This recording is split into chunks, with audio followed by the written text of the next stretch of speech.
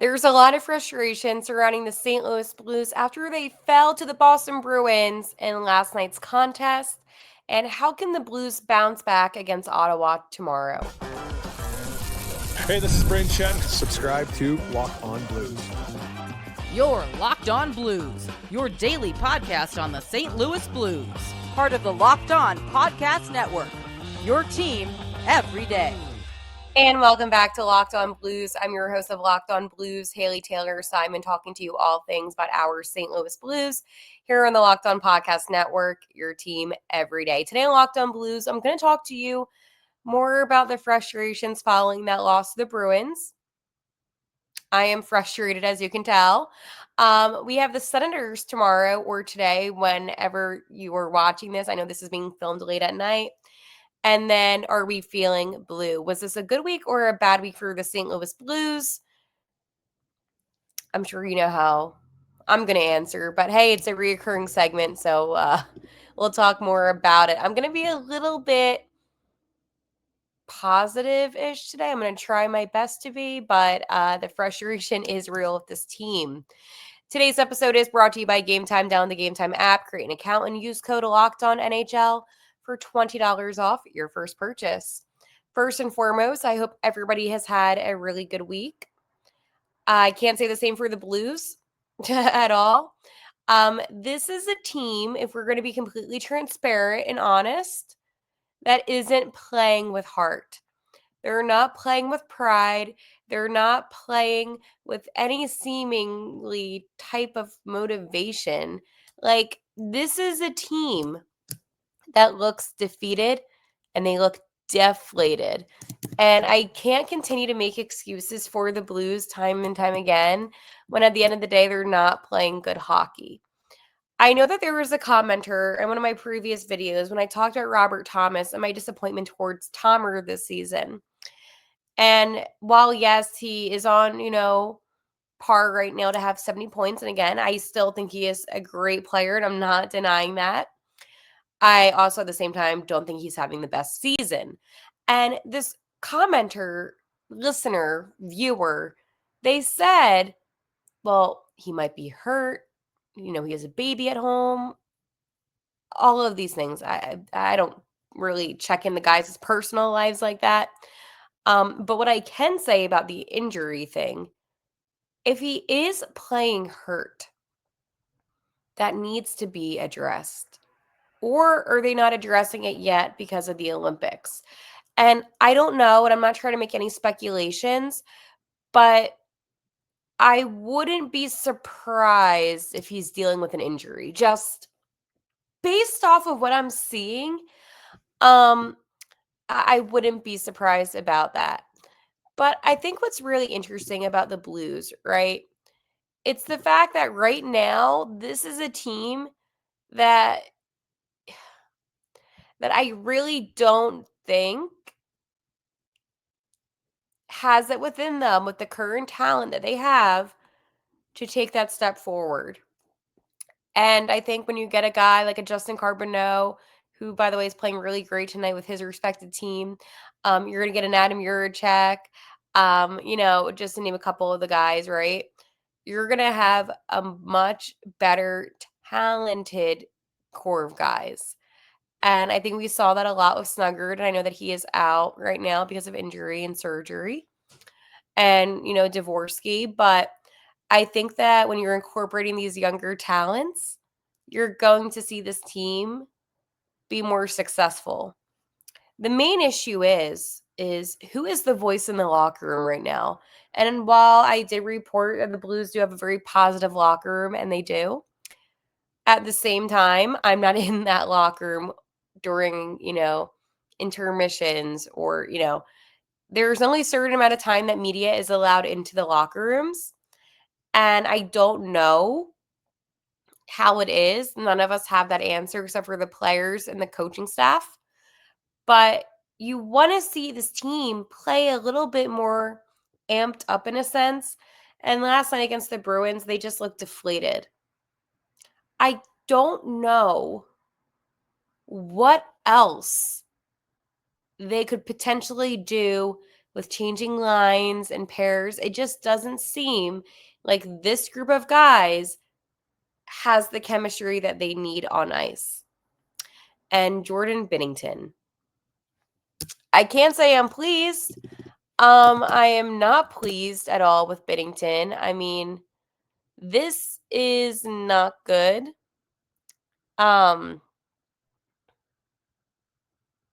Yeah, it was not good at all against the Bruins. I mean, allowing 5 goals, again, not ideal. Now, he did stop 22, right? So that was good. Um, yeah. You know what even is worse though? He has about 4-ish goals with his goal allowed average, and that is actually really bad considering that no goalie should have that many goals. Um, and I also think too, which is really interesting, is that I talked about how Jordan Binnington played really well at TD Garden with the Four Nations face-off. Obviously, that game 7 in the Cup finals. But last night, I just did not see that from him, and he's looked off. Now, my question for him looking off is this. Is this because Monty pulled him in the previous game against the Ducks? Because, again, with goalies, they're in their head a lot.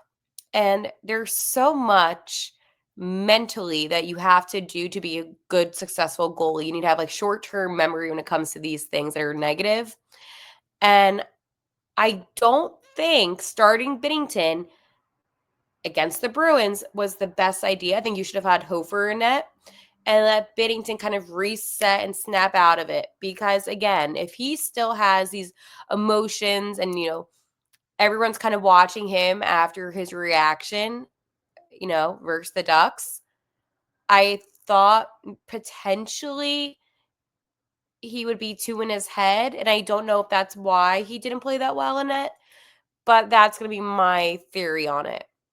I think anytime a goalie is rattled in a sense, and I'm not making excuses, I'm just trying to logically think what is going on with this team.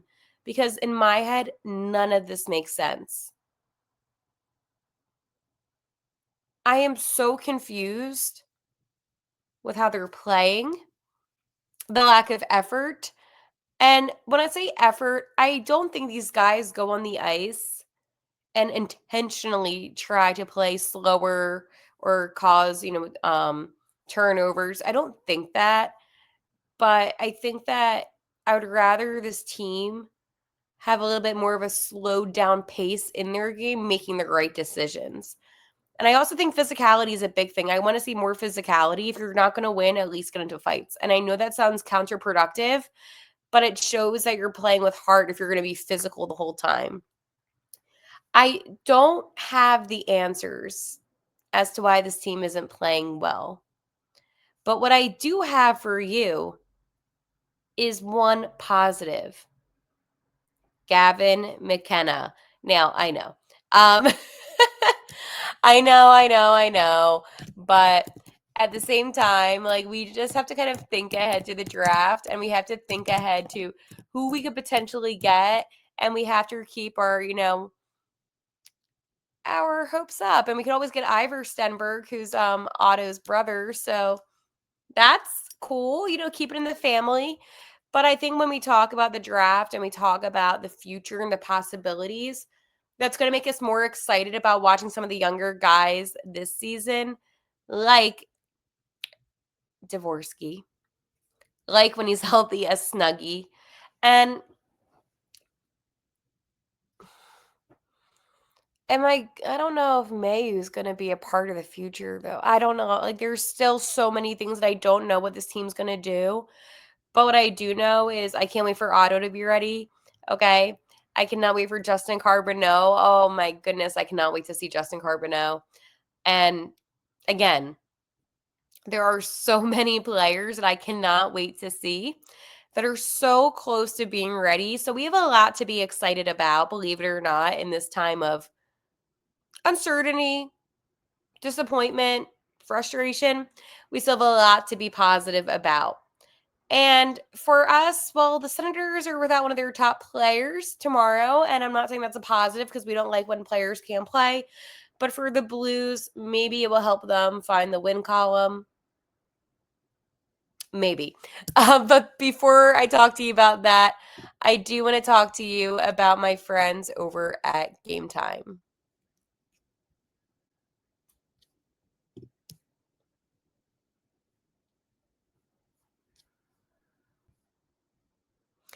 The World Cup is coming back to North America for the first time since 1994.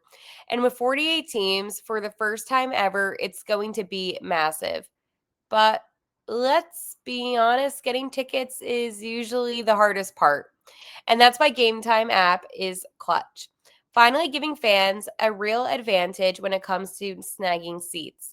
With Gametime, you can track price drops in real time, get alerts when great seats open, and buy tickets the moment they hit the app. It puts the power back in your hands, and it makes going to the World Cup realistic instead of impossible. One thing that I like about Gametime is how simple the app is. You don't have to hunt for any fine print because the best part about Gametime is that everything, all the fees, everything is included up front. So there's never any mystery with Gametime. Take the guesswork out of buying World Cup tickets and every match, concert, or event with Gametime. Download the Gametime app, create an account, and use code LOCKEDONNHL for $20 off your first purchase. Terms apply. Again, download the app, make an account, and use code LOCKEDONNHL for $20 off. Swipe, tap, ticket, go, Gametime. So the Blues play the Senators tomorrow, and I know what you're thinking. Oh my goodness, this team has no heart. They don't look good. What are we going to do? Well, guess what? The St. Louis Blues might have a shot of defeating the Senators in Ottawa because of, well, Shane Pinto. And listen, again, I want nothing but the best, right? For every single hockey player, I do. But Shane Pinto, I know that he's like the third line center, but I watched Shane for a while, so I kind of do like him. He won't be playing the Blues. He did leave during the Ottawa's loss to the Rangers with a lower body injury in the first period. And Coach Green didn't really have an update for any of the media following the team's workout on Friday, which was today, but confirmed that Pinto isn't ready to play after taking that hit from the Rangers. So they will not be having Shane Pinto. And I want to reiterate that he really is such a big part of the Senators and what makes up the team. And I'm sure that the guys on Locked On Senators will be able to talk about this in more detail as they cover the team 24/7.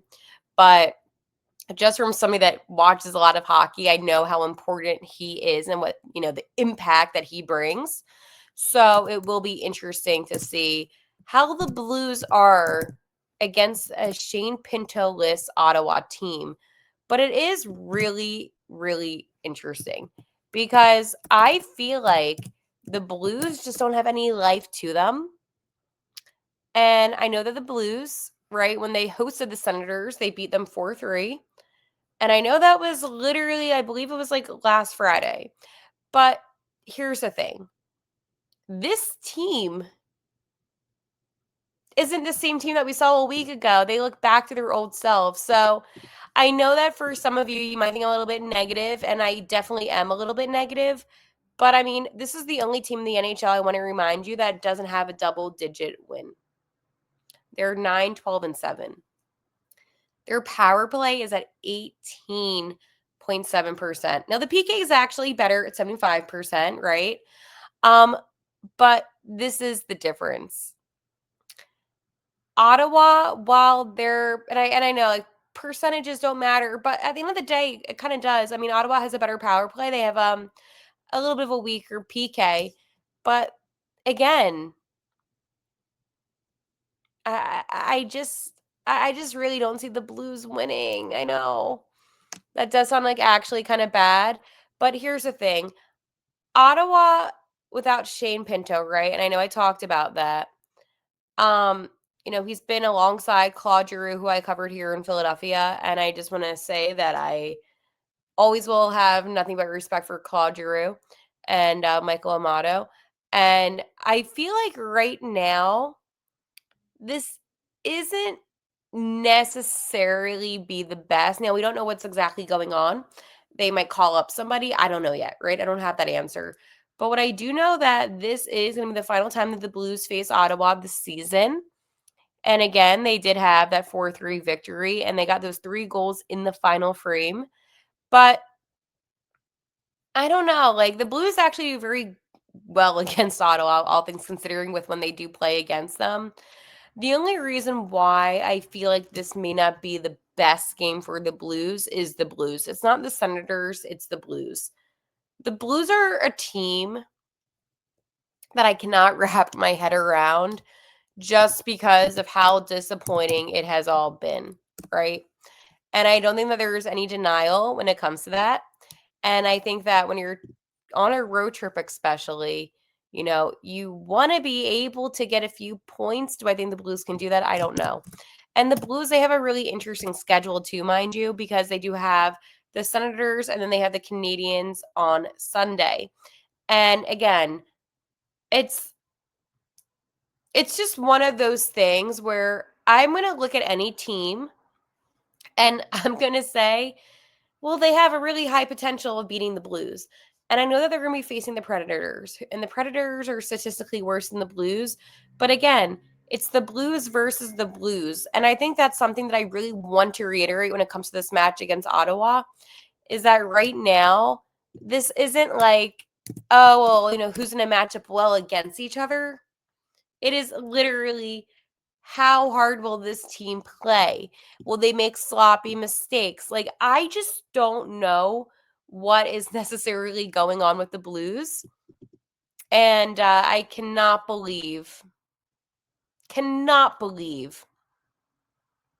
that this is the only team in the NHL with no double-digit wins. Like, I'm sorry. And I know I'm repeating myself on this. How embarrassing is that? Okay. And Jeremy Rutherford, who does an incredible job, he also has another statistic. The Blues have scored 2 goals or fewer in 9 of their last 10 games. In those 10 games, covering 30 regulation periods, they have scored no goals in 15 of those periods and 1 goal in 12 of them. So 27 out of 30 periods, they had 1 goal or less. Yeah. And this one account, R. Keller, said, looking at the Blues' current lineup, it's going to be hard for them to score many goals. And I think that's not a fair comment because in their current lineup, they do have players like a Braden Shen, who actually was a big goal scorer back in the day. Robert Thomas, Jordan Kyrou. I know, Jake is back, but they have players that are capable of scoring. Dvorsky. But what's craziest about this is that they're still 4 points away from the wild card spot. Yeah. Let that sink in. This is a team that is 4 points away from a wild card spot. And it really makes you wonder how bad the NHL is this season. Because in my opinion, this is pathetic hockey that I'm watching, and the Blues shouldn't be close. Shouldn't be anywhere near a wild card spot, but hey, they are. I also just want to reiterate the downfall of the Panthers. I know this is like very off topic, but it's nice to see. But anyways, let's get back to some of the better conversations right now, because we have my weekly segment called Are We Feeling Blue, where we discuss, was this a good week or was this a bad week for the St. Louis Blues? And I kind of want to do my crash out rant. But first, I want to tell you about my friends over at Monarch.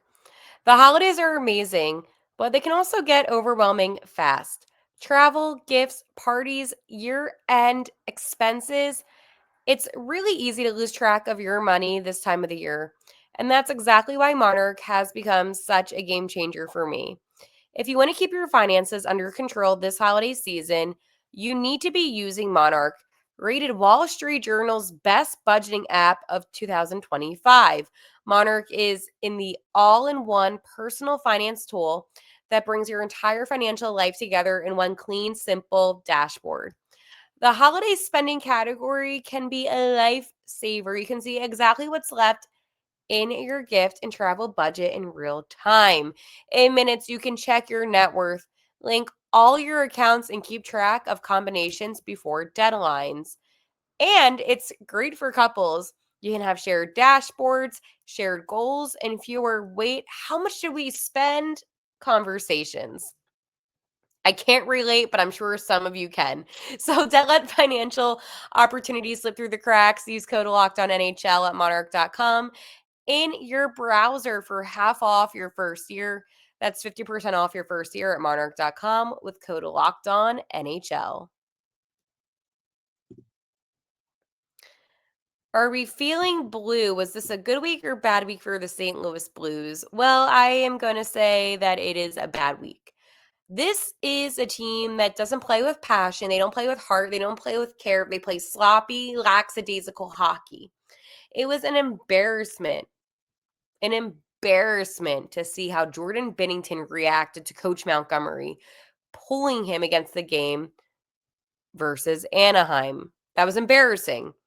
The national media then was talking about the usual. Does Jordan Binnington want to be on the Blues? Is there a problem? Is he going to get traded? All of that was so embarrassing and so unnecessary. I continuously defend things that the Blues do because I want my hockey team to be successful. But do I think they want to be successful? I don't know. Do I think that Doug Armstrong, general manager of the Blues, is doing enough? No, in my opinion, he's not. I cover the Philadelphia Flyers too, and I reported this a couple days ago. But in the media, press row, the media area, you can see who's in attendance. And yes, there has been a Blue Scout in attendance.